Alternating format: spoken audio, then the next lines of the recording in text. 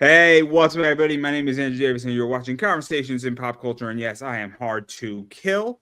And before I introduce my guest, I do want to remind everybody that this episode is brought to you by PocketJackComics.com. And it's my good friend Preston, and he does books like Palace of the Golden Princess and White Lily and Guinevere and a bunch of other really, really interesting books. And Palace, in my opinion, is one of his best books because it is beautifully illustrated.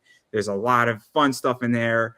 I think you'll be happy on an art level. It's a fun little story. It's 5 issues, and there's some really cool variants surrounding it. And there's some other stuff in there that you may or may not like. But I'm not going to spoil it for anybody. But you can go to pocketjackcomics.com and go check it out there and get those books there. Or you could go find them on Kickstarter or potentially in your comic shop if Diamond is still operating, which God knows if they are. But enough about that, because I do have with me comic creator Jon Dexter. So welcome to the show. Thanks for having me on. It's been a little while since the last time I was on, but I'm rolling now. We've got up to issue 5 of my newest Kickstarter, Dexter Detective. Yeah. So obviously you got that going on Kickstarter, and we're gonna get into that because obviously once you get to issue 5, you got a meat of the story. But I kind of want to give you and allow you to quickly introduce who you are, because there's people who might remember you. There's people who are always coming into new shows and seeing people again for the first time, or not seeing them again for the first time, or meeting them for the first time. But Yeah. who exactly are you? Quick introduction, because you've been doing other stuff beyond this book. Yeah. So I started on Kickstarter in 2021 with the release of my Alpha Dogs, and this is my 12th Kickstarter. I write this series, Alpha Dogs, that was actually published by Source Point Press, released this year, so that was pretty exciting, bookstores and stuff. And then my series Dexter Detective, and finally Space Cruise. And so I write a whole plethora of genres to my plate. I enjoy about everything. Yeah. So obviously you do a lot of stuff, but we're not going to be talking too much about Alpha Dogs because I do want to talk about the Kickstarter, because obviously you have this. It's on issue 5, and again, we're going to go backwards to go forwards for 1 second here.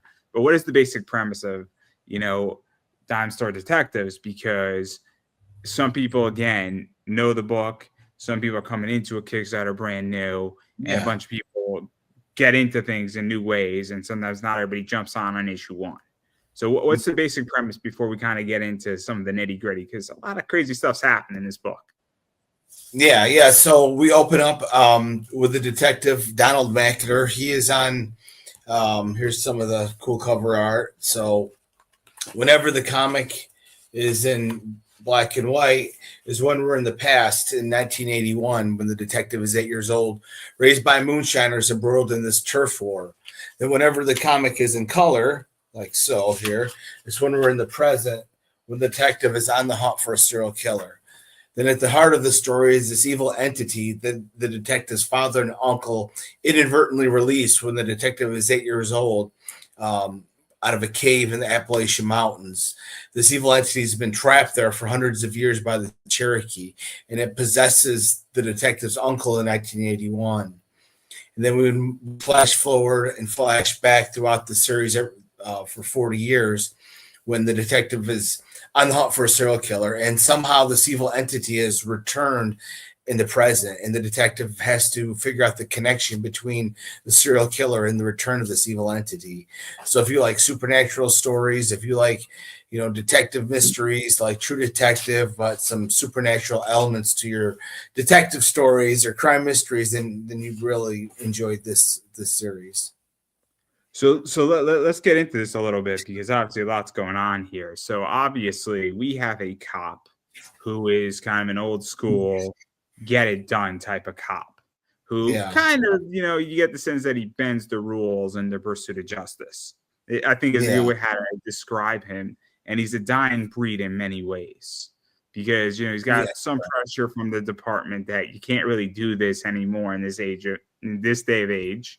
But then also he's on the hunt for a serial killer, and other crimes are in connection with this as well. And so what is that like to figure out his character? Because at this stage, I feel like, it's kind of an interesting, I guess, balance to say, cool, how do I write this character in an environment right now politically that doesn't exactly like cops like this and isn't the norm in departments anymore. Yeah. Yeah, he's well, I wanted to have like the story as a, you know, kind of a love story to the 1940s detective noir, the old Humphrey Bogarts. And so my detective Mackinder, he goes against the top brass, and City Hall hates him because they're corrupt and they can't corrupt him. So he's kind of a lone wolf in the department that he won't play by their rules and suck up. So he's kind of the bane of City Hall. So I wanted to create that detective who was a maverick and you know, does justice how we think is fair, and sticks up for the little guy. So I wanted one of those detectives that will take on the establishment no matter what kind of story, which I've always enjoyed. Because it also goes further too, because obviously he comes from a corrupt family. Yeah, yeah, and his dad, his family is legendary in the town. This place, the story takes place in Athens, Georgia, up north, North Georgia, and there are four generations of moonshiners, and they go to war with the Dixie Mafia, this gang that tries to push the moonshining family out of business, but they're not going to go quietly into the night. And so when they go to war with this gang, the uncle ends up getting possessed by this evil entity, and you know, all hell breaks loose, as you can imagine, as the story goes along. Once his family it goes to war with this gang, and the uncle is possessed by this malevolent entity. So kind of all hell breaks loose, and it becomes the stuff of legend in the community for all these years. So the family is infamous throughout the state. So let's even go further into this too, because obviously, you know, he's going up against brass. He's trying to find the serial killer. The serial killer left the bodies and has strung up a bunch of bodies in, you know, the burial ground that his father and his uncle buried people in. So clearly, this serial killer knows knows who this detective is and Yeah, knows the detective who's going after them and is taunting, and it's probably personal to some degree. I yeah, mean, or it's a game, with the person who the only person who could play it. It's one or the other. And then so what is that like too? Because now you have all this crazy stuff going on with this, and then you got the family history, and you got a bunch of other stuff, and it's kind of like this is what makes this book interesting in many ways. yeah. Yeah, it's a very unique book. I would say you're not going to find another comic book like this on the shelves or hopefully even on TV. You know, you've got this detective mystery, this hard boiled mystery in, you know, for the love of the old school detective mysteries. But then you have this supernatural story, this thriller woven into it. So it's unlike anything you've read. And I can tell you that people, have wrote in. I've had a lot of positive reviews that you can check out, but it's a fun mystery that you want the audience or the readers to, you know, kind of be strung along, but not to get ahead of you. So it comes together, and there's a lot of really fun payoffs. And in this issue 5, that's on Kickstarter right now, the last panel changes the trajectory of the whole series. It's going to be mind blowing. And this is kind of, we've been building up to this scene in the end of issue 5 to do a lot of payoffs and swing the mystery in this totally unexpected direction. And like I said, people love it. They love a good mystery. They love something supernatural, you know, to stories. It brings it, you know, this other element than just another detective story. So let's actually talk about that too, because once you get, you know, obviously if you do your first issue, it's the entry point into any story, much like in a first episode in a television show. And it could also take a little bit of time, even with issue 2, to kind of start developing the narrative of where you want to go, setting things up, setting up the table, setting up clues, just like anything else with media. And then you have to start figuring out when you're going to have your payoffs, because obviously, if you're being published by DC Comics and they're putting out an issue of Batman, the trajectory of having to have those payoffs changes because you have a big corporation behind you. and you're also doing something every single month. But when you're asking people for 15, 20 bucks every 3, 4, 5 months, you know, it's also very different because you have to give somebody a piece of something. You have to give them enough to bite into and digest, I guess, is the word here. And so what is this like? Because at some point, you're going to be putting this into a trade paperback. I don't know if it's 4 issues or 5 issues for you, but you need that payoff to hit in a trade paperback as well when you go that route. And so what is that whole thing like? Because at a certain point, you got to give the steak. You can't give somebody potatoes and green beans. Yeah. I think what you got to do is fill enough of the thread of the mysteries that even though getting to a point where you can solve something, but before you solve it, you have to have this other mystery come about. So while this mystery solved, you've got this new one. So they're called mystery boxes. J.J. Abrams explains it better than I can. But you build all these mystery boxes. Unfortunately, I don't think he paid off very many of them when he did the Force Awakens. He had all those mysteries, and he talks about the mystery boxes. But I don't think he had a good. He did a good job with Lost. He did a very good job with Lost. Yeah, it's Lost. Yep. And the same thing with Lost, all these mystery boxes. So what I try to do when I write is always have this lingering mystery, but you want to pay off some of this but keep people interested in the story, but don't let them figure it out before you do, if they or they don't care anymore. So, and the great thing about Dempster Detective, whenever we're in the past, it's in black and white. Whenever we're in the present, it's in color, so that nobody gets lost in the story. It's very easy to follow. And the cool thing with going back in the past is, everybody has some tragic event in their childhood that, or something that really hurt them. And my main character, Talon McIntyre, he gets to face that as an adult. Only, of course, it's about faith. It's about believing in oneself. And hopefully, as the story goes, when he faces this evil entity, he can, conquer his past. So I think that just a visceral feeling for all of us to have something in our past that we wish we could confront again or change. So I want to dive into this a little bit too, because you're going back to giving something in which it's also the idea that when you get to issue 5, you can pivot stories. I was speaking with Travis Gibb about a Granite State Punk, and he said in his last one that there's a moment in the last one that he did that it completely shifts the whole narrative of what's going on for the next 4 or 5 stories that are going to occur out of this whole thing. And there's a point where you get to shift narratives, you get to evolve narratives, you get to reevaluate narratives, and you really get to, kind of say, cool, let's kind of flip this up a little bit and take a left turn and go this way now. Yeah. And so what is that like too? Because, there's nothing wrong with just continuing down the straight and narrow. But also there's points where it's good to switch things up and kind of make a turn here and there and, say, cool, let's go into uncharted territory a little bit.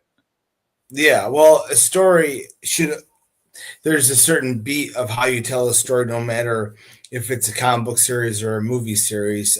You're building in Act 1 to your point, and then there's other points that come in, but you should, at the halfway of the point of the story, come to here, your top. This is the halfway, and then there's some event that changes the whole trajectory, and then we go down this other path to build towards our climax. So, it's part of storytelling that is fundamental.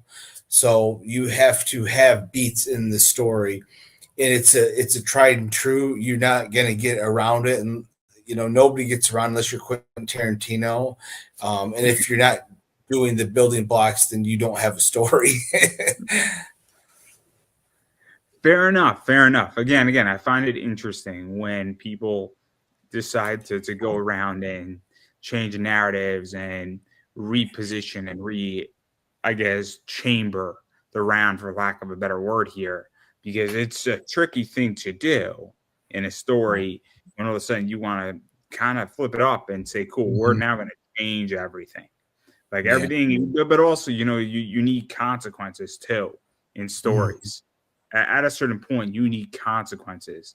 Like you need characters to die in war stories. I don't know if you're an anime fan, but like there's stuff that happens in Naruto. I think I could say Naruto, right? I think it's been out long enough that the third Hokage dies. If you didn't know, and I'm sorry, everybody, but it changes the whole position of Naruto because it's like, oh shoot, we have a figurehead dying in this village, and there's consequences for being a ninja. And it changes the story and it makes it real, and it says, okay, cool, this is no longer, this is like these kids are actually soldiers. And I'm not saying it's that extreme, but it's like, so I don't know how you feel about that, but like that, because if your book there was no consequences in it, it would get boring. Yeah, definitely. It would definitely get boring if there wasn't any consequences. All stories have a fundamental, building of conflict. That your story should always have conflict throughout the whole story, or people just get bored. So yeah, that's the main character has to want something, and that's what the story, pushes towards in the way. I mean, let me ask you this about conflict. Yeah. One of my favorite books is a book called Wendell.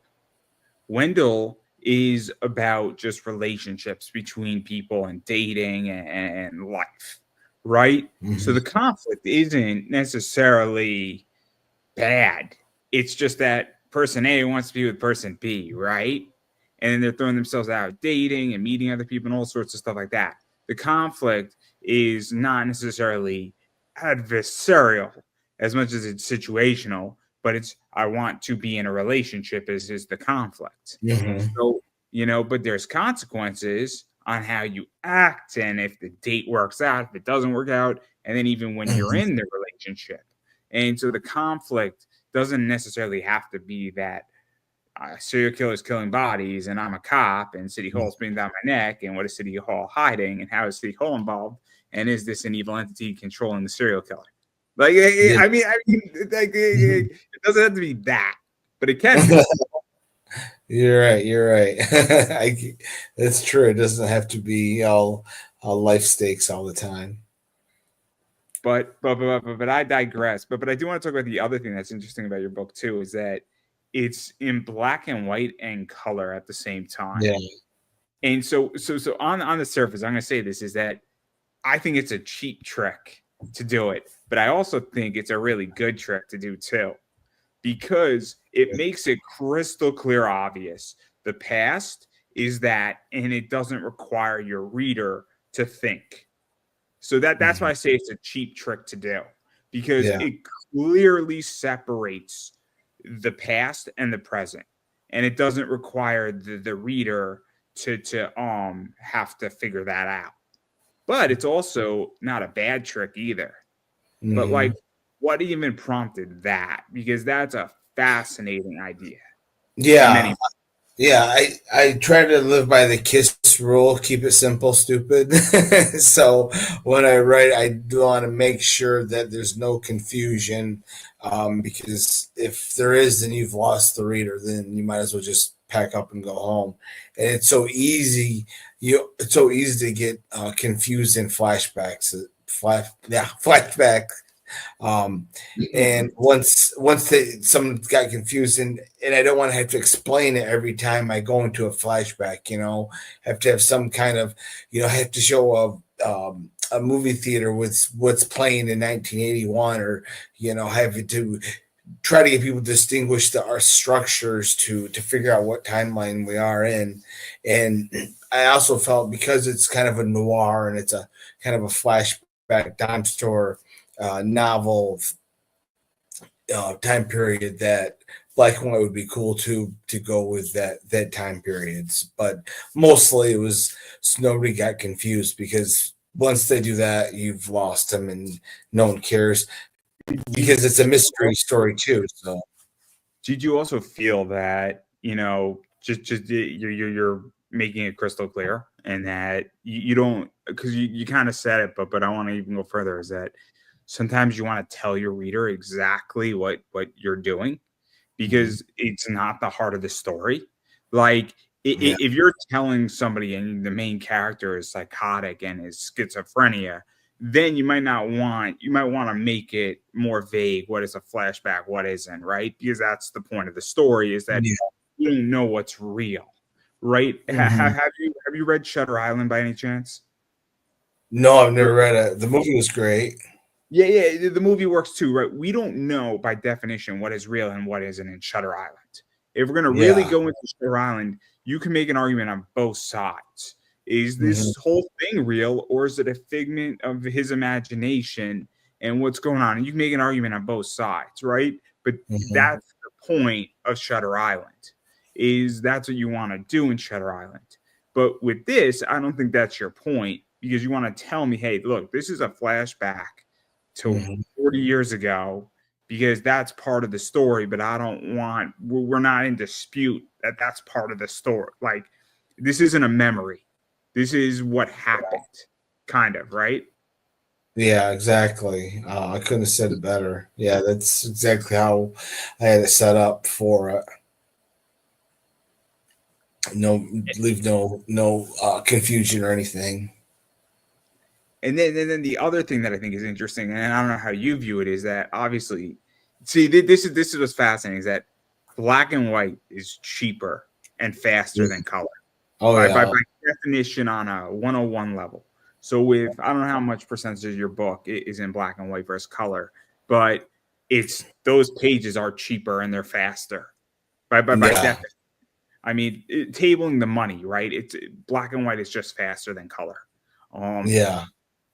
But what is that like too? Because it gets interesting when you start mixing genres and blending together. It's like, how do you explain to your artist, hey, you're doing the black and white pages, then you're doing the color pages? Like, is your black and white good enough for this? I don't know. Like Walking Dead's a good example, right? The black and white in Walking Dead is great. Yeah. But I've seen bad black and white. So am I. Actually, Dexter Detective is going to be turned into a graphic novel after issue 5. So, and it's going to be published. It's picked up a publisher. So they wanted to do like a gray tone to the black and white, because mine are still going to be black and white, but they're going to be more, they have a tone to them now when it gets released to the graphic novel. So it'll be really fun to release it now with that tone to it now, to black and white. So it looks a little better. So it's still distinguishable, but it's going to be in a, the sepia tone or a gray tone. Or like a gray whitewash type tone. Something like that. Yeah, we're still discussing it, but the cool thing is it will be published. Dexter Detective will be published. Alpha Dogs was published, like I said, earlier this year, so it's going to be cool to have 2 published books, and the fact that they got a publisher that kind of speaks to these are entertaining comic books that I think people really will enjoy. So to even talk about that too, because obviously not anybody can go on Kickstarter, and plenty of people do. They basically compile their stuff into a graphic novel. So I don't even know what a graphic novel is technically anymore, because I know what a trade paperback is, a graphic novel. We all call it the same thing. To me, it's just a bounded collection that's not comic books. A trade paperback. Somebody actually did explain to me, but I don't remember what it is, right? I know what an original graphic novel is, right? So it's the first time it's being published as a graphic novel. That's an original graphic novel. But I don't know what a trade paperback is. I don't know what a graphic novel is. But I think somebody explained that a graphic novel is also edited, and it's not like the original. And a trade paperback might just be almost like an exact replica. So if you have letters, I didn't know the difference. I thought it meant the same thing. That's what I thought too, right? Because supposedly it's kind of like if you have a letter column in the back of your book, it would be in the back of the trade paperback. Like, and that's what's so interesting. But then I've also heard people say, a graphic novel and a trade paperback are the same fucking thing. So just shut up. Like Yeah. I've heard it both ways, but like I always thought a trade paperback. I always thought it was the exact same thing. Yeah. I always thought that it was a replica, an exact replica. But that tabling all that, because this is semantics now. But what is that like? Because obviously, if you're getting picked up by a publisher to publish this into a graphic novel, you're not. Is it going to be Kickstarted or is it going to be straight to a publisher? Because that's also a different entity completely too. Is when a publisher says, "I'm willing to put my money on the line," versus we're going to start it first, and then I'm going to have distribution for you. Because those are two different things completely as well. Yeah. Well, my publisher, it's creator owned, so I still pay for the graphic novels. They distribute them. So, but the fact that it is still creator owned, I get to put on Kickstarter because it's my money. So that's great, beneficial, because you make so much more on a Kickstarter than you do on sales through like Amazon or Barnes and Noble. You know, you don't make anywhere near as much for the sales. Sell them on Kickstarter. So thankfully, I'll be able to put them on Kickstarter, and then after that, they'll be in bookstores and basically who I call, you know, it's cool to get a publisher, but you're still doing the same amount of work trying to get your name out there. It never gets easy. It's tricky, right? But book sales are tricky, right? Because you still have to sell your book. Even if you're writing for DC Comics, you still need to sell your book.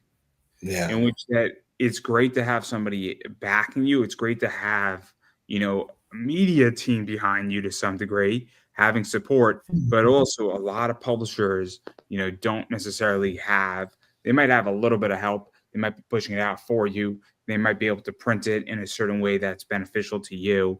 But at the same time, you know, you still got to get eyes on your project.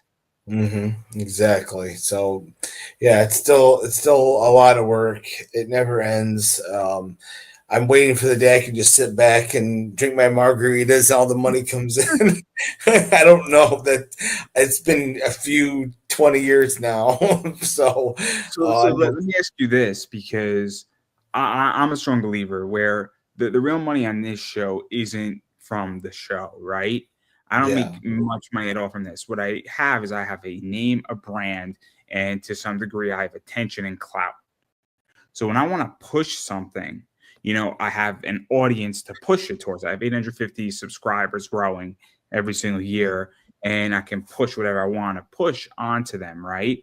And then all of a sudden, whoever else is reaching it on Facebook, on Twitch, wherever else I push it towards, you know, obviously I can push whatever message I want to push out. Yeah. And so I think this is where the real money is. It's not in comics. It's partially, and you're creating a product, but it's saying I am the brand. So it's Jon Dexter is the brand, and whatever you attach your name to is what it is. And I think Jonathan Hendricks was explaining this, where he writes a book for Marvel, he writes a book for Image, he writes his own stuff. He was doing some stuff for Scout. He's the brand, and then his followers who like his writing come and follow him. So if all of a sudden Source Point Press calls you and says, "Hey, we want you to write a book," or Image, or I can't think of Bad Bug Media, Mike Teener's company says we want you to write a book. Now your followers hopefully will follow you, because that's where I think the real money is. And all of this is that you are selling you, not necessarily a book. I don't know if that makes any sense. Yeah, it does. It does. That sounds right. I tend to agree with that. Because that's how you make a lot of money. Because now all of a sudden you get because people are following you, and then they're buying your product. They're not buying wherever you go. Because so I mean, and that's the thing with this whole show, is that somebody's buying access to the YouTube stuff. They're not necessarily buying access to a interview. It's to the whole library. And that's why people subscribe, because they're like, okay, what is the next interview that's coming? What's the next piece of content that's coming? And then all of a sudden, when you have like 1,000, 1,500 of them, you're like, okay, I get it. There's a lot of content here. Yeah, that'd be awesome. I hope to get enough readership like that, because that's a good bunch of followers there. Yeah, no, it's growing every year. Subscribers grow every year, and That's good. and it's wonderful.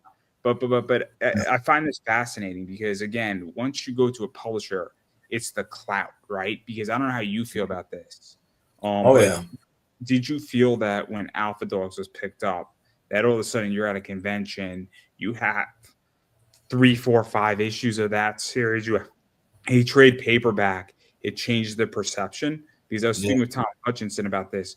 Great, you got 1 or 2 issues that changes the perception. Because, and I'll ask it this way too: is that have you ever seen somebody and they have their first book and you don't know if they're going to make it?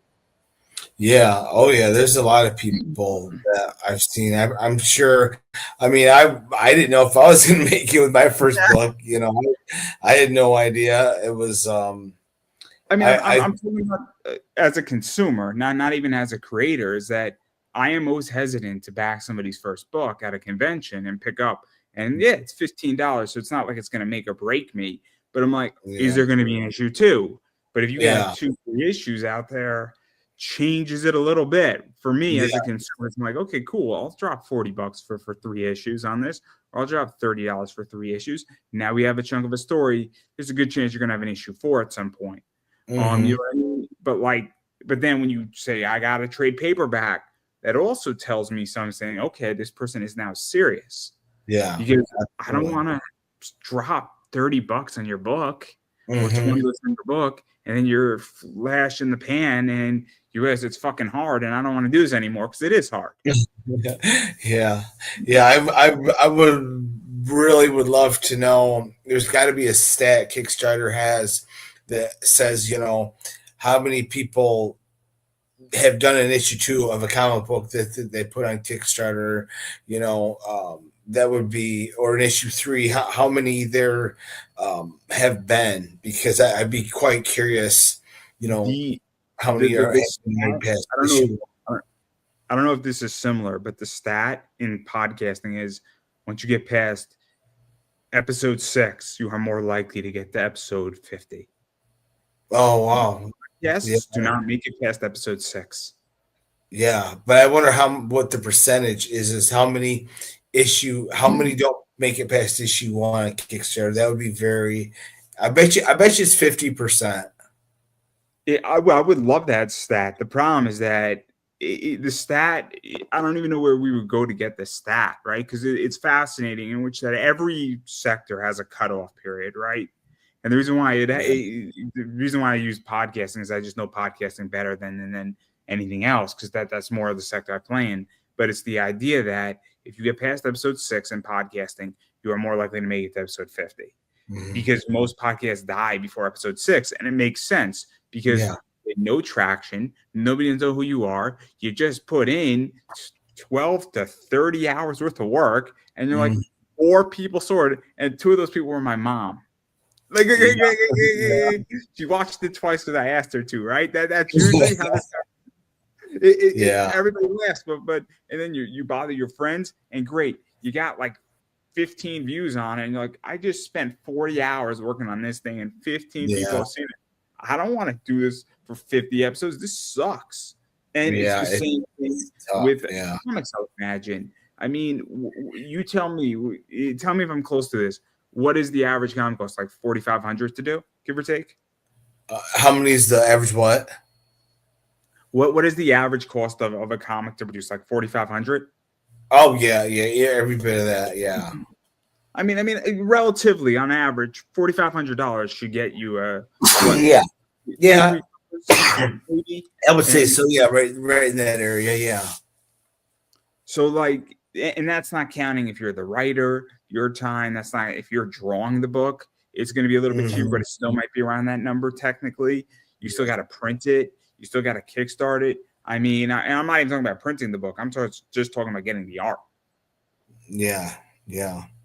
So if you Yeah. raise your goal is 2,500 on Kickstarter, you just dropped 45, you made 3, you're $1,500 down in the hole, and you got to use your 3 to print it and get it to your backers and still ship it to them. And even if they paid for shipping, it sucks. Yeah, yeah, Expensive. it's definitely tough. You, it's not made for everybody. That's why so many fail at it. But you have to take your lumps sometimes to have. If you have a goal in sight, which you believe that you're good enough at what you're doing, that some it's going to catch on. And it takes a while to catch on. Nobody's an overnight success. It takes time. So if you're willing to go through the grind and the hard work to make it, then it was all worth it. Unfortunately, sometimes it doesn't work out, and it was a waste of time. So So let me ask this, because also what I think people don't understand, and feel free to disagree with me, is you're creating IP. yeah, So IP creation is expensive. IP creation is complicated, and the real value in this story and Alpha Dogs and a bunch of other stuff that you've created is not necessarily the comic, but it's the IP behind it. Because you own an IP, you own a copyright for it, you own a lot of probably the art on it because it's work for hire, if I'm not mistaken, right? mhm, yeah, So you own IP. So IP is expensive to produce, it's expensive to create, it's complicated to create, and you could license out the IP, you could sell the IP, you can have a TV show at some point if somebody approaches you, but you created IP. Like, I'm not creating IP here. I'm creating a interview, but it's not intellectual. I mean, it's technically intellectual property, but it's not the same. If mhm, that makes any sense, yeah, right? Like, that's what I think also people don't understand is that you might lose money in the short term, but if you spend 4,500 or $6,000 to produce IP, I mean, you just created intellectual property for $6,000 that you now can sell, license out, make a movie, sell it to Netflix, have Netflix license it and make a TV show, whatever you want to do with it. Well, you now have a piece of intellectual property, which is worth yeah. money. Yeah, absolutely. It's hopefully it pays off. We'll see.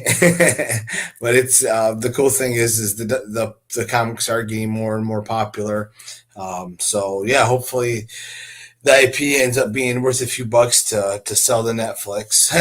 We'll see.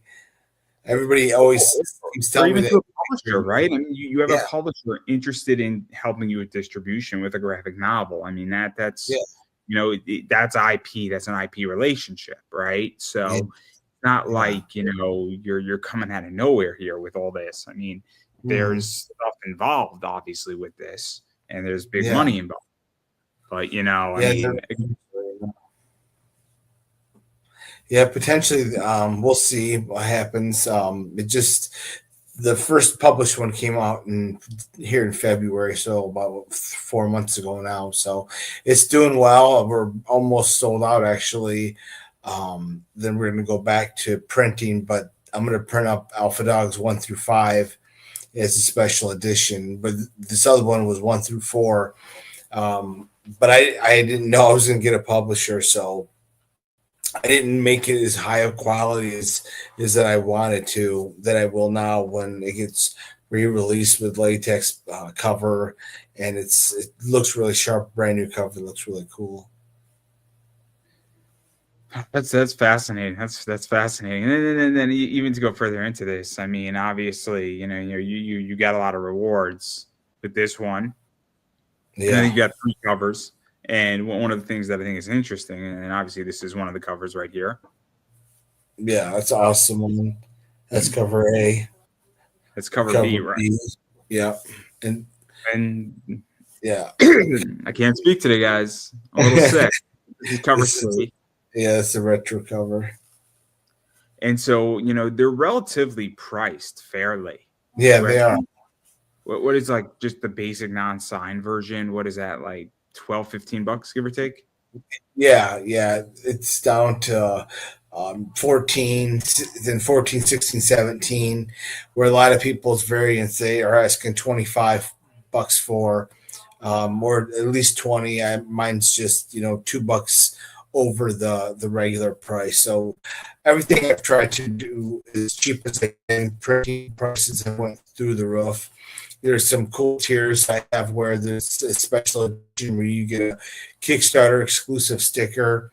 I sign the comic, and your name is on the thank you page of the back of the book. That's only for a couple extra bucks. So a lot of cool rewards. You can get a piece. I have the original. Let's talk about pricing, because I don't know how you feel about Kickstarter, but some of this shit gets wildly expensive really fast. And I mean, it just goes where I've seen people ask like $90 for a variant. Oh my, yeah, I know, it's crazy what they pay for. They're not even a big name yet. So I've seen it all. I've seen people sell books for $5, right? And $5 shipping. I've seen the whole shebang, right? Yeah. And that's my whole thing. And I've seen cover A's for $20. I've seen, things. I've seen like a cover A for $15. I've seen a cover A for $12, right? I've also seen people charge $12 for a cover and the book never gets delivered. So what is this like? Because there's got to be a sweet spot here, and even figuring out the price point, what to sell for, how to get backers in there, how to make some money on it, and how to really figure out this whole thing, because this is relatively complicated. Because again, I'm in business and I sell $1,200 cards and I sell $7 cards. Yeah. And I like selling both, because the people who want a $7 card, they want to buy a $7 card because it's cheaper to buy from me than from the manufacturer. At the exact same time, I'm making a little bit of money, but they don't want that $1,200 card, or they want it. They want it. Let me rephrase. They can't afford it at the moment, and they're okay, and they understand that they can't afford a $1,200 card. And I'll be honest, I can't afford a $1,200 card either most times of the year. The fact that I get them is that I buy them when they come out, and they're not $1,200, but that's what they trade for. But at the same time, I get it completely, because $1,200 for anything's a lot of money. Yeah. Especially for a card, that's crazy. Anybody would pay for that much money for a card.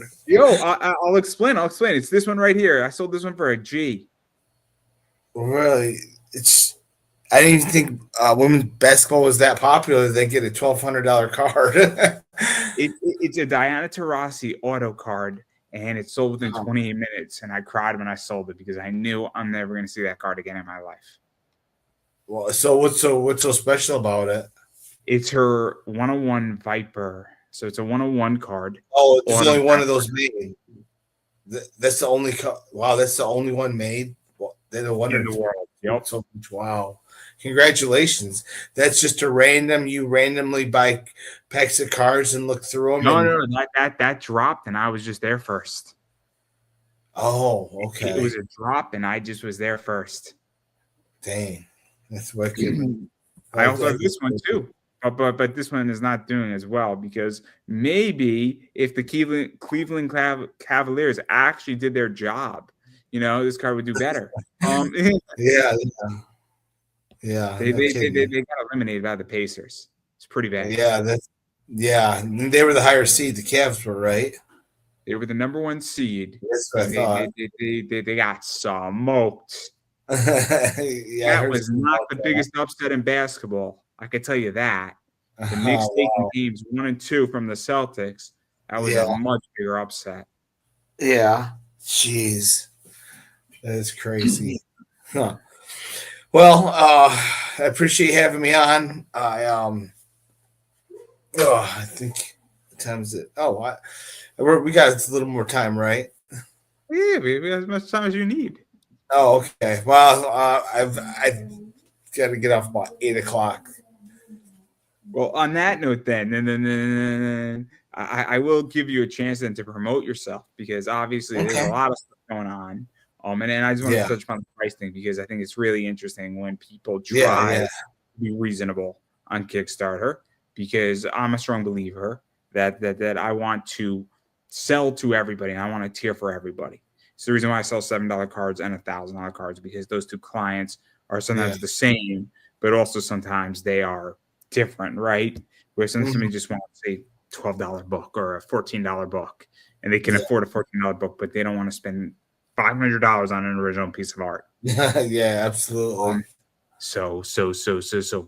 But I do want to give you a chance to promote yourself, because obviously you got this coming out and it's still going on, and I'm going to be sharing this out and hopefully getting you some backers.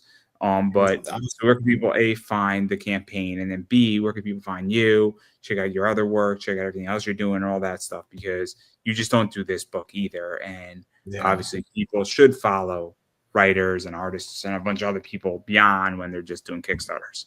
Yeah. So Dexter Detective issues 1 through 5 is on Kickstarter right now until June 6th. It's been funded. Now we're marching towards the first stretch goal. So if you go to Kickstarter and type in Dexter Detective, or you can type in my name, Jon Dexter, JonDexter, you can go find some of my work. I'm on Instagram at alpha_dogs_comic. I'm on X at Real Alpha Dogs. I'm on Facebook at Jon Dexter Comics. So come join and check out some of the stuff. At least watch the trailer on the Kickstarter. It's really awesome. Fair enough. And then I'm going to keep saying it because I can't speak today, apparently. So I'm going to keep saying it, that you need to support people when they're on Kickstarter, pushing out comics. And then even when they're not doing that, obviously following people on social media means a lot. Following people on Facebook, checking out stuff that they're doing on YouTube, checking out if they got a website or they're being published, picking up books if they're going to conventions and they're going to be there buying stuff at conventions. Very, very, very important, very helpful. And just sharing stuff out is always helpful to people, because it does go a long way. It goes a really long way to support people, and support is not just backing a Kickstarter. It's also following somebody on X or their Facebook page or subscribing on YouTube. So everybody should be doing that. It's really important to do that. And then as far as I'm concerned, since it's my show, I like to promote myself, and I am Pop Anime Comics on Twitter/X. It's Twitter and X to me, guys. It's Twitter and X to me. I am on the gram, and some people call it the Instagram, but I call it the gram still, at Pop Anime Comics. I'm on Facebook under Pop Anime Comics. I have a YouTube channel, Pop Anime Comics. Please subscribe. It's free, and you will not miss any of my content. And I release a lot of content a year, and a lot of interesting content a year at that. And I have a lot of fun polls every day and a lot of fun images. So there's something for everybody on my YouTube channel. I am on TikTok at Pop Anime Comics, so please check me out there. And I run a little eBay store. It's a little eBay store, so look for comps and collectibles. Come shop with us on eBay at Pop Anime Comics Collectibles. And I sell stuff like this in my store. I sell stuff like this in my store. I sell stuff like this in my store. This is a better image of that. I sell stuff like this in my store all the time. Stuff like this in my store. And yes, as I stated before, carry really expensive basketball cards.